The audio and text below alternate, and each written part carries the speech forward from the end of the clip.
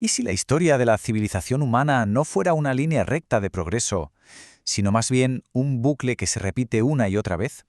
Llevamos como 8.000 años atrapados en los mismos patrones sociales. Hoy vamos a analizar ese bucle y, lo que es más importante, una posible salida. Para entender este bucle, primero tenemos que mirar un conflicto que está en nuestro propio núcleo. Por un lado, está lo que podríamos llamar la lista de tareas de la naturaleza para sobrevivir. A ver, matar es en el fondo una simple transferencia de calorías. Robar, pues, es una estrategia de eficiencia energética. Y mentir, como una orquídea que se hace pasar por una abeja, es una táctica de supervivencia. Pero por otro lado, hemos construido códigos morales que nos exigen todo lo contrario para poder cooperar a gran escala. Y esto, claro, nos lleva de cabeza a la paradoja humana. Somos, por así decirlo, la única especie que intenta huir de su propia biología, que se juzga a sí misma por actuar pues como un animal. Y toda esta tensión es básicamente el motor del drama social humano. Muy bien, pues vamos a meternos de lleno en esto. ¿Cómo se manifiesta exactamente esta paradoja en nuestras sociedades? Vamos a diagnosticar el problema, este famoso bucle de 8.000 años. El problema se puede definir con un concepto: entropía social. A todos nos suena la entropía de la física, ¿verdad? Esa tendencia gradual hacia el desorden. Pues en términos sociales es básicamente lo mismo, el reciclaje constante de las mismas ideas fallidos dentro de un sistema cerrado. Un camino que inevitablemente lleva al estancamiento y al colapso. Y ojo que esta entropía no es ninguna casualidad, está, digamos, integrada en la propia arquitectura de nuestras civilizaciones, la pirámide. Y sus reglas son siempre las mismas, da igual la ideología que pongas en la bandera. La inteligencia siempre va para arriba, mientras que las órdenes bajan. El excedente se saca de la base para que viva la cima, y se refuerzan fronteras súper rígidas para separar al ciudadano del extranjero. Capitalismo o comunismo, la estructura de debajo no cambia. Es que este pensamiento piramidal tan arcaico sigue dominando de una forma alarmante. Se calcula que alrededor del 70% de la población todavía opera desde el miedo o el odio hacia los que son diferentes. Esto es la prueba de que nuestro software social está, seamos sinceros, obsoleto, atrapado en un bucle de supervivencia.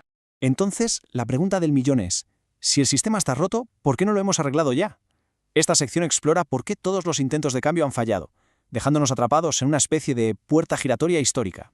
Pensemos, por ejemplo, en la Revolución Francesa. Fue un cambio brutal, sí, pero fue solo una actualización del sistema, no una disrupción real. Se cambió a la gente que estaba en el poder, a los que manejaban la máquina. Pero la máquina en sí, o sea, el motor de la jerarquía, del poder, siguió funcionando exactamente igual. La izquierda se convirtió simplemente en la nueva derecha. Y esto nos lleva a lo que podríamos llamar el fenómeno del traidor. Cuando alguien de la base desafía el sistema y consigue llegar al poder, la propia estructura le obliga a oprimir a los de abajo para poder mantenerse ahí. Así que lo importante aquí es entender que no es un fallo moral de esa persona, ¿qué va?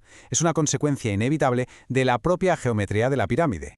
Aquí vemos el proceso desglosado. Es casi un guión.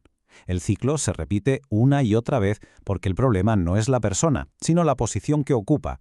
La arquitectura está diseñada para perpetuarse a sí misma, convirtiendo a los libertadores de ayer en los opresores de mañana. Pero bueno, ¿y si hubiera una salida de verdad? No otra vuelta en la puerta giratoria, sino una puerta de salida definitiva. Vamos a explorar ahora una arquitectura radicalmente distinta, una alternativa sintrópica a la entropía de la pirámide.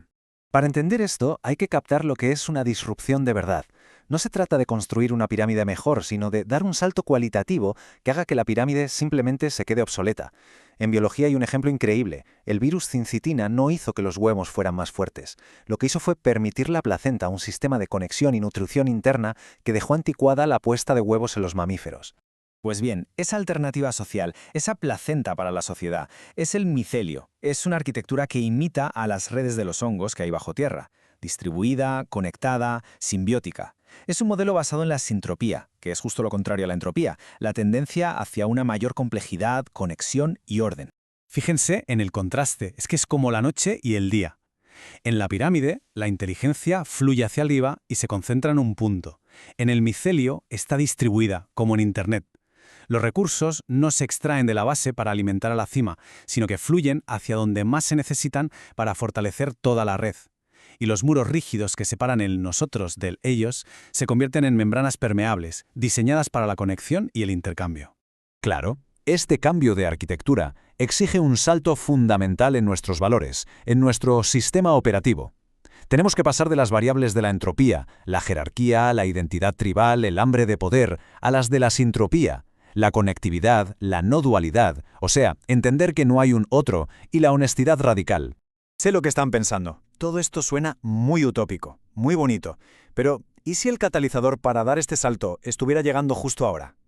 ¿Qué tiene este momento de la historia que lo hace único?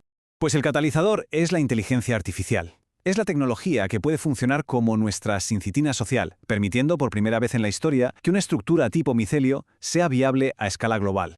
La IA puede, por así decirlo, hackear la pirámide de varias maneras clave.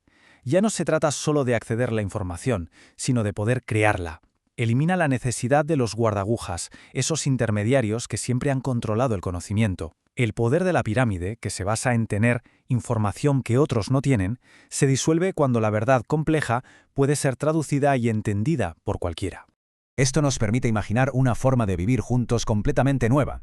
En lugar de ser una sociedad que se mueve por el miedo, como animales huyendo de un depredador, podríamos convertirnos en un banco de peces con inteligencia emergente, moviéndonos en una danza sincronizada de juego, de aprendizaje, de disfrute. Y aquí está el quid de la cuestión. Si la IA se encarga de gestionar las variables de supervivencia, la logística, los recursos, la infraestructura, la lógica de la pirámide se vuelve irrelevante. El hambre de poder, que nace de la escasez y de la jerarquía, desaparece cuando la arquitectura que la crea sencillamente se desmantela. Nos libera para volver a un estado más puro. Y para terminar, una idea que me parece muy potente. El cambio no es una demolición violenta. La pirámide no se cae, se despliega. Las paredes se convierten en membranas, las órdenes en conexiones. Es una transformación de la perspectiva.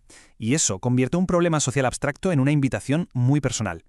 La verdadera pregunta ya no es si el sistema va a cambiar. La pregunta es si cada uno está dispuesto a participar en ese despliegue.